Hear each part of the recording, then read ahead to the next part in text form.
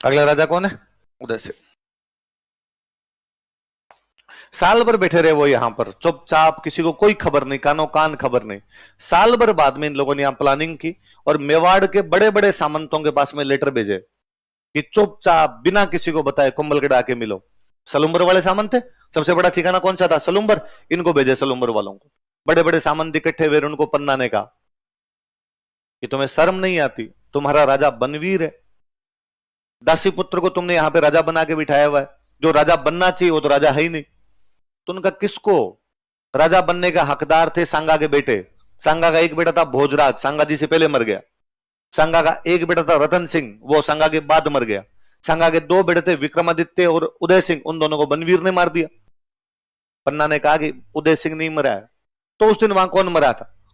तो वो मेरा बेटा चंदन था। तो उदय सिंह कहां है? उदय सिंह को लेके ये रहा उदय सिंह।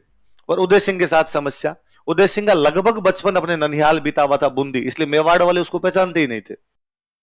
इसलिए जैसे ही कहा कि ये उदय सिंह है, सांगा का बेटा है, तो मेवाड़ वाले मुस्कुराए। और मेवाड़ वालों ने मुस्कुरा कहा कि पन्ना हम ही मिले तेरे को?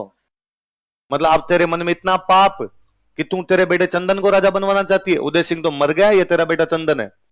और तू अब ये पाप करना चाहती है, तू चंदन को मेवाड़ का राजा बनाना चाहती है। बनवीर को हटा के चंदन को बना दो, फिर तो एक ही मतलब है। क्या मतलब हुआ? सांगा का बेटा तो वैसे ही राजा नहीं बन रहा। पन्ना ने कहा आपकी बात एकदम सही है, तुम लोग इसको पहचानते ही नहीं, तो तुम्हें क्या पता ये चंदन है या उदय सिंह है। लेकिन इसका बचपन बूंदी में बीता है, बूंदी इसका ननिहाल है, तो बूंदी वाले तो पहचानते होंगे। हाँ बूंदी वाले तो पहचानते, तो बुलाओ बूंदी वालों। तो बूंदी वालों के पास समाचार भेजा कि भाई कुंभलगढ़ आओ, तुमसे कोई काम है। बूंदी वाले कुंभलगढ़ आए, उनके सामने उदय सिंह को पेश किया। इसको पहचानते हो? उनका अरे हमारा भांजा है, ये तो उदय सिंह। कहां था तुम इतने दिन? उदय सिंह ने कहा कि ये मैं हूं, ये हमारा कुंभलगढ़ और ये हमारी पहाड़ी हो रही। मैं मैं इधर ही बैठा बैठा पार्टी कर रहा था, ये तय हो गया कि ये भाई कौन है? उदय सिंह। तो सबने वहां पर, सलुम्बर वाले सामंत वहां पर थे, और सलुम्बर के सामंत के पास ये अधिकार था कि वो मेवाड़ के राजा का क्या करेगा। और सबने वहां नारे लगा दिए कि हमारा राणा कैसा हो, उदय सिंह। लेकिन चित्तौड़ पे तो कब्जा बनवीर का है। चित्तौड़ पे किसका कब्जा है? बनवीर ने कहा ये उदय सिंह ही नहीं, ये झूठ बोल रहे हैं, ये चंदन है। ऐसा फर्जी बातें कर रहे हैं। पर धीरे धीरे मेवाड़ में बातें पता चलने लगी, तो कि नहीं साहब ये उदय सिंह है। तो लोग किसके साथ में इकट्ठे होने लग गए? उदय सिंह। और अब कुंभलगढ़ के अंदर एक गुट बना हुआ हो, तो किसका गुट है? उदय सिंह।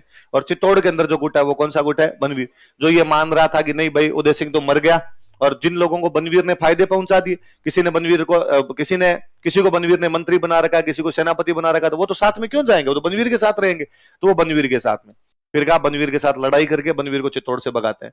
तो 3 एक साल तो यहाँ कुंभलगढ़ रहते हैं। 37 के अंदर ही राजा घोषित कर दिया उदय सिंह को। 1540 में उदय सिंह और बनवीर के बीच में युद्ध होता है। उदयपुर के अंदर एक जगह पड़ती है मावली। कौन सी जगह है? मावली में युद्ध होता है। मावली वाले युद्ध में उदय सिंह बनवीर को हराता है। फिर बनवीर यहां से महाराष्ट्र भाग जाता है।